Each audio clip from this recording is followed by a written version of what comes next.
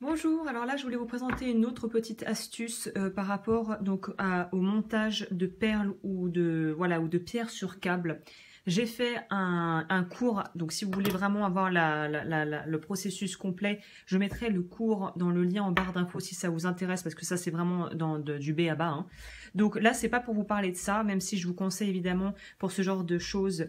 En fait, la première chose à faire pour pouvoir bien répartir les perles, surtout quand c'est un câble qui est assez épais, là j'ai fait exprès, pardon, de mettre un câble assez épais pour que les pierres tiennent, c'est de faire comme ceci en fait, de les rouler pour qu'en fait vous ayez un bon répartissage, je ne sais pas si j'invente un mot, non, une bonne répartition sur toute la longueur, sachant que quand vous allez mettre vos perles à écraser donc en bout, ça va être important de savoir qu'avec le temps, surtout pour des choses qui sont de l'ordre par exemple des bracelets ou des choses qui sont appelées à être énormément bougées, il va y avoir une petite marge de détente au niveau du câble, mais comme c'est des câbles en acier, normalement ça c'est pas censé bouger beaucoup, mais vous allez voir qu'avec l'usure et le temps, surtout au niveau où on a posé donc les anneaux de bout, on va avoir tendance à avoir un petit peu une petite détente. Donc il faut quand même que ça soit assez serré, mais pas trop. Et la bonne manière pour bien répartir au niveau de la quantité quand les perles sont très serrées comme ça, c'est de les rouler tout simplement.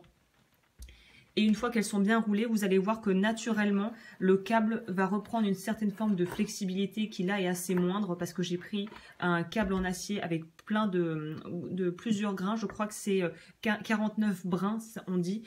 Et c'est fait pour être, moins il y a de brins en fait, moins c'est souple. Plus il y a de brins, plus c'est souple. Mais vu que c'est assez épais, là on voit que c'est une souplesse très modérée. Donc après, c'est à vous de voir en fonction de comment vous aimez que les bijoux tombent, comment vous voulez que le porté rende. À prendre en compte aussi également pour ce genre de choses que si on avait voulu mettre par exemple un pendentif ou quelque chose, le poids du pendentif va jouer justement sur la détente et le fait que le câble peut un peu lâcher avec le temps, mais de manière vraiment très minime, hein, vous inquiétez pas. Donc s'il y a un vrai gros pendentif, il va falloir penser au poids du pendentif par rapport aux attaches que vous allez mettre. Donc c'était un détail, mais c'est quand même hyper important parce qu'à la longue on peut avoir des surprises et si vous avez des clients qui se plaignent après et vous devez tout remonter, c'est du temps perdu pour vous. Donc vaut mieux assurer quand même dès le départ un bon poids, une bonne répartition des perles ou des petites, ça s'appelle des perles aichi.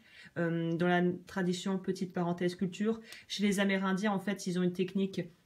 D'ailleurs, pas que les Amérindiens, mais en tout cas, moi, c'est là où j'ai découvert ça. Ce sont en fait des rondelles qui sont percées et qui sont percées à l'époque où c'était percé manuellement avec un outil qui était une espèce de toupie où en fait, il y avait un mécanisme qui permettait de vraiment de percer le métal. Donc voilà, c'est des perles Aichi. Si vous voulez aller découvrir la boutique où j'ai trouvé ça, je vous mettrai également le lien en barre d'infos parce qu'elle propose des choses qui sont de très très bonne qualité. C'est pas donné, je vous le dis, mais c'est de la très bonne qualité.